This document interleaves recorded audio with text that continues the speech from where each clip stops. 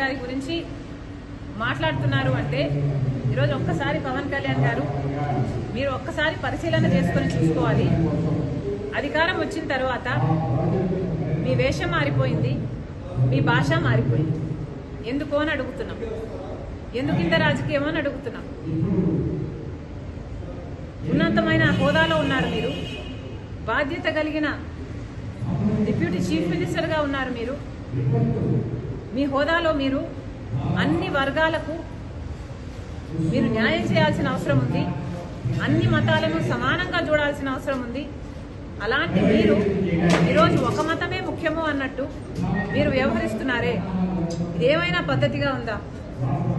Deputy chief మినిస్టర్గా ఉన్న మీరు ఈరోజు మీరు ఒక మతానికి చెందిన వేషాన్ని వేసుకొని, ఆ బట్టలు వేసుకొని మీరు అఫీషియల్ డ్యూటీస్ చేస్తుంటే మిగతా మతాల వాళ్ళకి అభద్రతా భావం కలగదా? ఏం ఆలోచిస్తున్నారు సార్?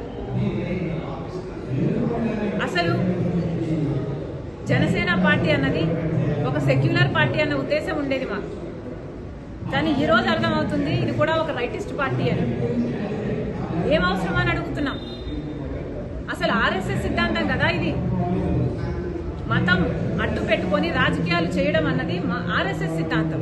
ఆ సిద్ధాంతాన్ని బీజేపీ అనుసరిస్తుంది అంటే అర్థం ఉంది. మీరెందుకు ఆ సిద్ధాంతాన్ని ఎత్తుకున్నారు? మీరు కూడా బీజేపీ లాగా ఏమైనా ఆర్ఎస్ఎస్ మీరు కూడా ఏజెంటా, డబుల్ ఏజెంటా? మోడీ డైరెక్షన్ లో కదా జరుగుతున్నది యాక్టింగ్ అంతా. మోడీ గారు డైరెక్ట్ చేస్తున్నారు, పవన్ కళ్యాణ్ గారు యాక్టర్ గా మారారు. ఎందుకని అడుగుతున్నాం.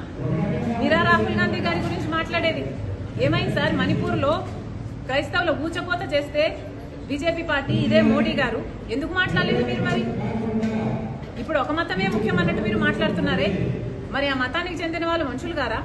ఆ మతానికి చెందిన వాళ్ళు మీకు ఓట్లు వేయలేదా? మీరోజు ఒక హోదాలో ఉన్నారు, ఒక పదవిలో ఉన్నారు, కనీసం ఆలోచన కూడా లేకుండా మీరు మిగతా మతాలు ఏవి ఇంపార్టెంట్ కాదన్నట్టు ఒక మతాన్నే భుజాన వెత్తుకుంటే మరి మిగతా మతాల వాళ్ళంతా ఏమనుకోవాలండి మిమ్మల్ని? మీరా రాహుల్ గాంధీ గారి గురించి మాట్లాడేది. ఒక పక్క ఊచకోత జరుగుతుంటే ఇంకో పక్క రాహుల్ గాంధీ గారు బీజేపీ పార్టీ మణిపూర్ లో ఊచకోత చేస్తుంటే, గౌతరాల అయినా మణిపూర్ అయినా దీనికి అంతటికీ కారణం బీజేపీ పార్టీ కాదా?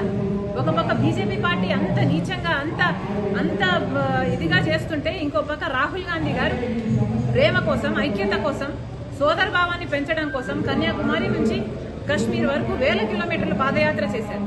ఆయన గురించి మాట్లాడుతున్నారు మీరు అంటే మీ స్థాయిని మీరే దిగజార్చుకుంటున్నారు.